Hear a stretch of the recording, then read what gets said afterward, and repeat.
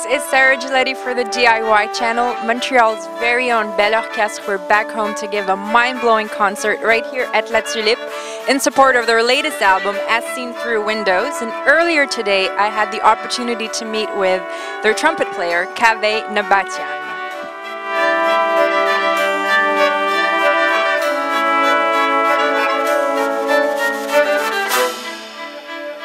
And since you're a musician and a filmmaker, yeah. Which came first, or?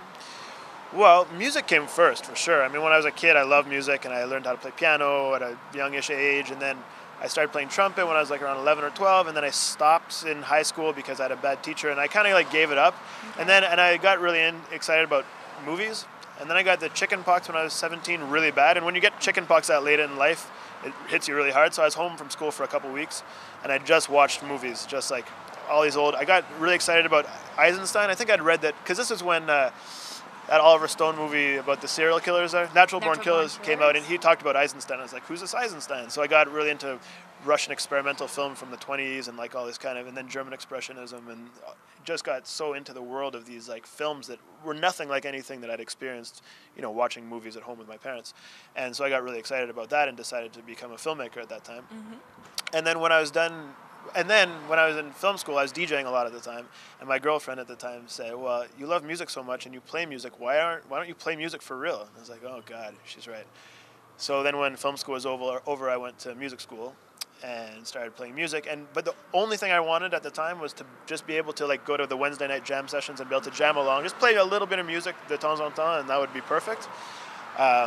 And then this happened. So this is, I mean, an amazing opportunity for me. Absolutely. Playing with incredible musicians and playing a kind of music that's really, I think, unique and dear to my heart. Beautiful. But was there one album that really changed your life? And that goes for film as well, since we're touching both topics. Wow. In terms of like influencing me, I would say, yeah, there's been a lot, you know. I mean, music is so massive. Mm-hmm. You know, like when I discovered Beethoven, it really freaked me out when I was like 9 or 10. Okay. I remember just like feeling all this emotion from it and just wanting to listen to it all the time, and it was so big, you know. And then when I was like 17 or 16, it was all Jane's Addiction and Public Enemy. Those cool. were, and I still like, Perry Farrell still, I mean, his way of singing like minor over major chords and vice versa, that it's influenced the way I play trumpet a lot. And I mean, and Miles, and I don't know, there's a million things. In terms of film, I would say Pierrot le Fou was a really big influence on me. Okay. You know it is? No, I don't. By Godard. It's one of his, I mean, it's a French New Wave movie from like 67, just before 68. And I remember watching it in film school and just being, like, I couldn't believe that you could actually do that, all that. Make a movie that's so free.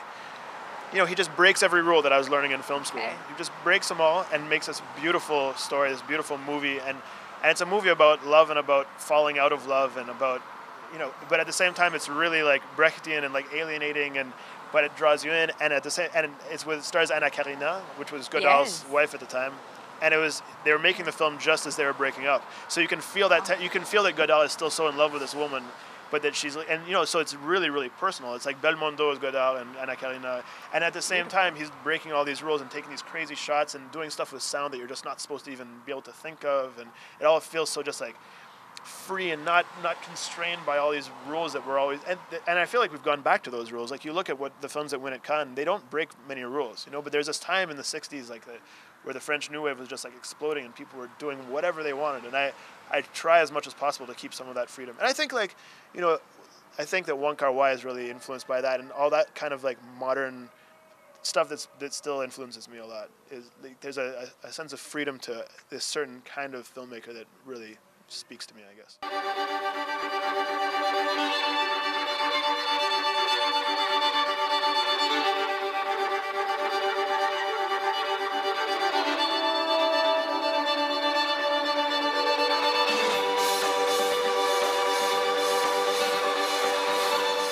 And if you can plug any artists or films for viewers on YouTube to watch.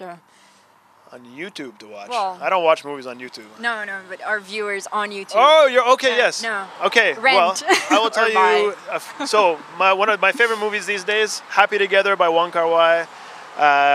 Pierrot Le Fou, Godard, the Werkmeister Harmonies, Bellatar, and